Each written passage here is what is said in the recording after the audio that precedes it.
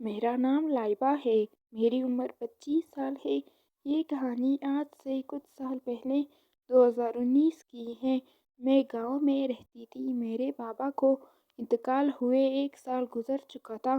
میں اماں کے ساتھ رہتی تھی۔ مجھے پڑھنے کا بہت شوق تھا لیکن غربت کی وجہ سے نہ پڑھ سکی۔ لیکن بابا کے انتقال کے بعد اماں نے کچھ پیسے جمع کیے تھے اور کچھ پیسے مالی امداد کے طور پر ہمیں ملے تھے۔ ان پیسوں کو ملا کر ہم شہر شفٹ ہو گئے۔ یہاں آ کر امی کو ایک اسپتال میں نوکری مل گئی اور میں نے بھی سرکاری کالج میں داخلہ لے لیا۔ اب ہم جا کے ایک پرسکون زندگی گزار رہے تھے۔ سب کچھ اچھا چل رہا تھا۔ اماں پورا دن اسپتال میں رہتی تھی، رات کو دیر سے آتی۔ میں کالج سے گھر آ کے پڑھتی رہتی تھی۔ کالج میں میری کچھ سہیلیاں بھی بن گئی تھیں۔ ہم ایک دوسرے کے گھر بھی جاتی تھی لیکن اماں کو میری سہیلیاں کچھ خاص پسند نہیں آئی تھیں اور اماں کہتی تھی کہ ان سہیلیوں سے دور رہا کرو، لیکن میں اماں کی ایک نہ سنتی اور میں اماں کو کہتی کہ شہر کے لوگ ایسے ہی ماڈرن ہوتے ہیں۔ عالیہ اور ملائکہ میری سہیلیاں تھیں۔ دونوں بہت ہی ماڈرن اور فیشنی تھیں۔ دونوں اکثر مجھے بھی فیشن کا کہتی۔ عالیہ کے کچھ لڑکوں سے بھی دوستی تھی۔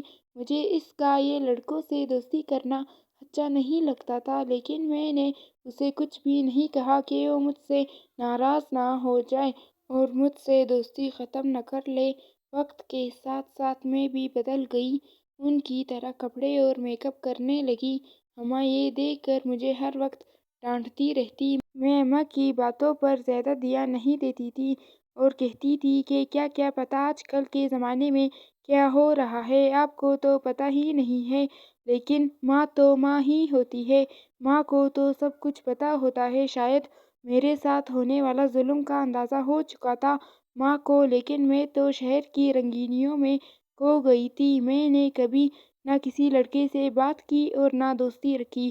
یہ سب بالکل پسند بھی نہیں تھا۔ میں دور رہتی تھی ان سب چیزوں سے۔ ویسے بھی ماں نے مجھے ان سب چیزوں سے منع کیا تھا۔ ایک دن عالیہ کے گھر والے نہیں تھے۔ اس نے مجھے بتایا کہ میرے گھر آ جاؤ۔ میں نے جب یہ سنا تو میں نے منع کیا کیونکہ اماں مجھے اجازت نہیں دے گی۔ اس دن میں نے بتایا کہ مجھے اسپتال میں تھوڑا وقت زیادہ لگے گا اور وہ آج دیر سے آئے گی۔ اماں مجھے احتیاط کا نصیحت کر کے چلی گئی۔ تھوڑی دیر بعد عالیہ اور ملائکہ میرے گھر آ گئی اور جب انہیں پتہ چلا اس بات کا تو ملائکہ خوش ہو گئی اور کہنے لگی جلدی تیار ہو جاؤ، لیکن میں نے انکار کیا کہ میں نہیں جاؤں گی، اماں کو پتہ چلا تو وہ ناراض ہو جائے گی۔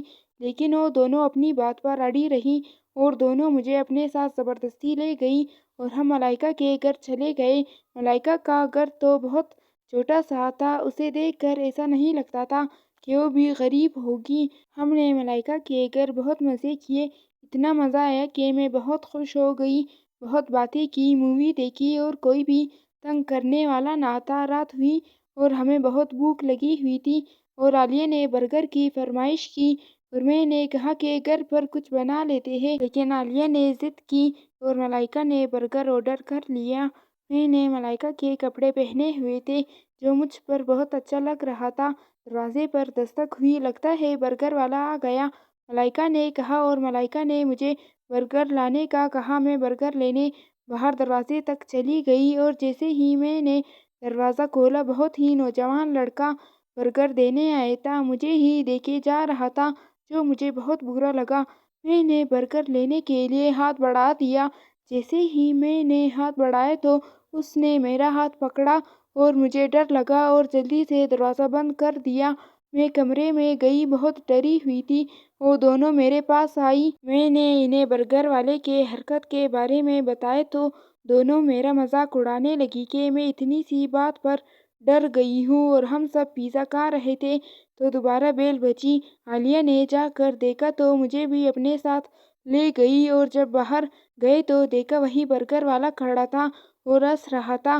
میں جیسے ہی واپس جانے لگی تو عالیہ نے بتایا کہ پیسے واپس کرنے آیا ہے اور کہہ رہا تھا کہ پیسے بھی اسی کو دوں گا جس نے برگر لیا تھا۔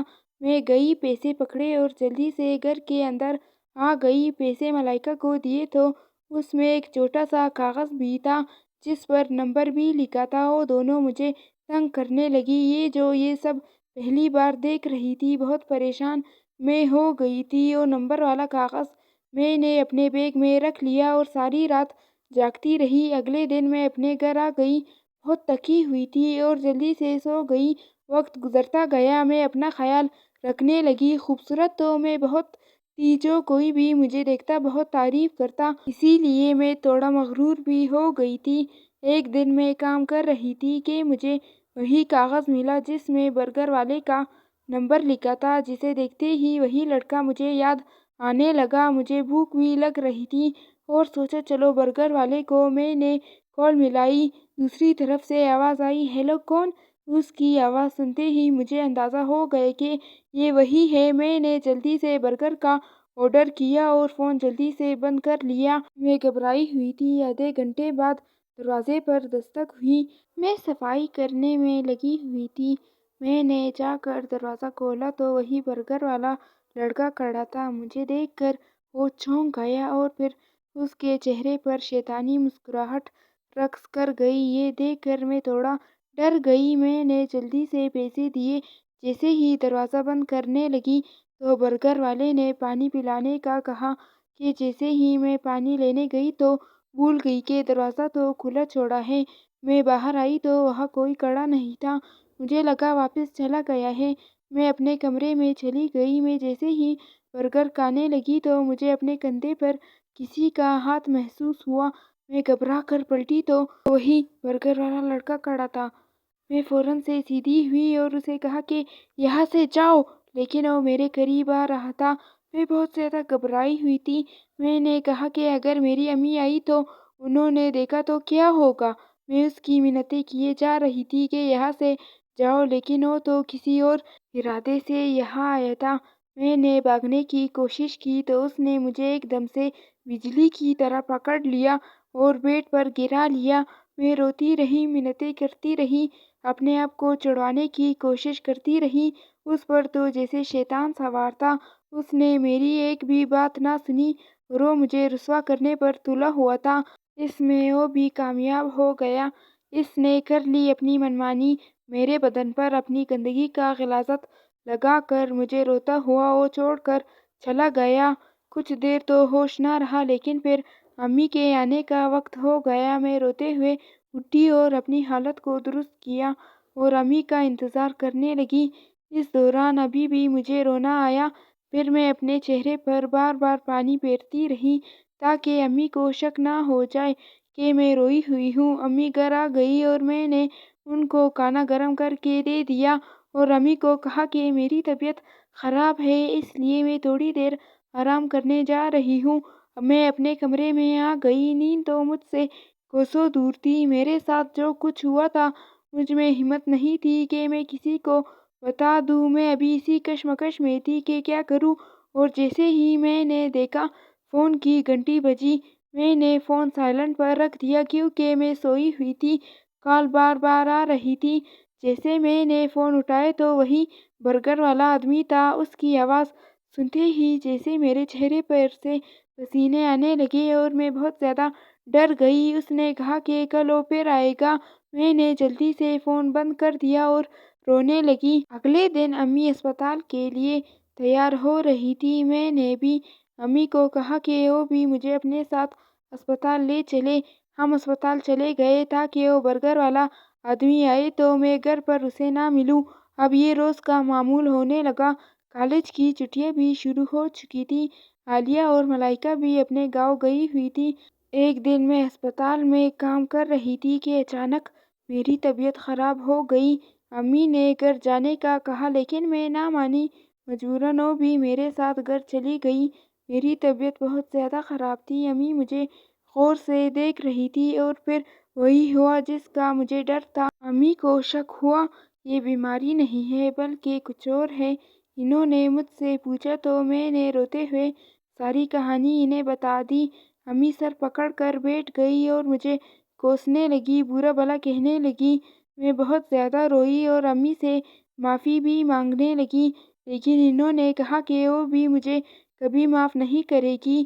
مجھے کہا وہ اچھا رشتہ دیکھ کر میری شادی کروا دے گی، اس سے پہلے کہ میری ماں بننے کی خبر سب کو پتہ چل جائے۔ ایک دن جب وہ گھر آئی تو بہت خوش تھی، کہہ رہی تھی کہ بہت اچھا رشتہ مل گیا ہے تمہارے لیے، اور کہہ رہی تھی بہت ہی اچھے لوگ ہیں اور کھاتے پیتے لوگ ہیں، بہت خوش ہوگی تم وہاں۔ میں حیران تھی کہ اتنے اچھے لوگ ہیں تو اماں کو انہوں نے اتنی جلدی رشتے کے لیے ہاں کیسے کر دی؟ اماں نے مشورہ تو دور مجھے لڑکے کے بارے میں بتایا بھی نہیں۔ کچھ دن بعد میری شادی تھی، عالیہ اور ملائکہ بھی میری شادی پہ آ چکی تھی اور سب میری شادی کی تیاریوں میں لگ گئے۔ امی بدنامی کے ڈر سے بہت خوشی سے تیاری کر رہی تھی، کوئی بھی یہ نہیں بتا سکتا تھا کہ ان کے اوپر ایک قیامت آ گئی تھی، ایک دوسرا قیامت آنے والا ہے جس سے سب بے خبر تھے۔ میرا نکاح ہو گیا، کچھ دیر بعد میں اپنے پلنگ پر بیٹھی ہوئی تھی، دلہن کی طرح خوبصورت سجی ہوئی تھی۔ تھوڑی دیر بعد دروازے پر دستک ہوئی، کوئی اندر آیا اور بیڈ پر بیٹھ گیا۔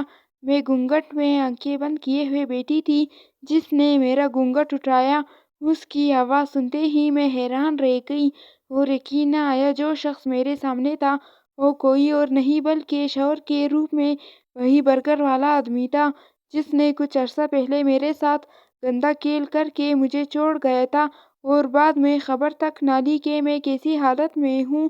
میں اسی سوچ میں بیٹھی تھی کہ مجھے اپنے بدن پر اس کا ہاتھ چھوتا ہوا محسوس ہوا۔ میں نے زور سے اس کا ہاتھ پیچھے سے جھٹک دیا اور وہاں سے اٹھنے ہی لگی تھی کہ اس نے میرے بازو کو پکڑ کر زور سے جھنجھوڑا اور مجھے یاد دلانے لگا کہ اب وہ میرا شوہر بن چکا ہے۔ میں اگر چیختی چلاتی روتی بھی تو کیا فائدہ؟ میں یہ سوچ کر خاموش ہو گئی کہ چلو، جس نے مجھ پہ بدنامی کا دبا لگایا تھا میں اسی کے نصیب میں لکھی گئی تھی۔ میرے شوہر کا نام عادل تھا اور مجھ پہ آہستہ آہستہ اپنے سسرال کی حقیقت کھولنے لگی۔ یہ رشتہ طے کرتے وقت اماں کو جو بڑی بڑی باتیں بتائی تھی وہ سب جھوٹی تھی۔ عادل برگر ڈیلیوری کرتا تھا جس میں گھر کا پانی خرچہ مشکل سے گزر بسر ہو رہا تھا۔ عادل مجھے اس حالت میں بھی مارتے پیٹتے اور جب بھی دل ہوتا مجھ سے اپنی حوص بھی پوری کر لیتا۔ وہ مجھ سے زیادہ بات بھی نہیں کرتا تھا لیکن طرح طرح کے الزام لگا کر مجھے رسوا کرتا، میرا جینا حرام کیا ہوا تھا۔ بنا احساس کیے ہوئے وہ مجھے بہت اذیت دیتا تھا کہ میں اس کے بچے کی ماں بننے والی ہوں۔ ایک دن عادل گھر آیا، بہت غصے میں تھا، مجھ پہ چلایا، چیخا اور پھر مجھے طلاق دے کر گھر سے نکلوا دیا۔ میں مردوں کی لاش کی طرح سڑک پر جا رہی تھی، کچھ ہوش ہی نہ رہا تھا اور بے بسی کے عالم میں میں اپنے ماں کے گھر پہنچ گئی۔ آج میرا ایک بیٹا ہے اور میں اپنے ماں کے گھر رہتی ہوں۔ میرا بیٹا ہر وقت مجھ سے اپنے باپ کے بارے میں پوچھتا رہتا ہے اور میں چاہ کر بھی اسے کچھ نہیں بتا سکتی تھی کہ اس کے باپ نے کس طرح میری زندگی برباد کی اور مجھے بے آسرا چھوڑ دیا۔ آج بھی میں جب اس گھٹیا انسان کے بارے میں سوچتی ہوں تو روح تک بھی کانپ جاتی ہے۔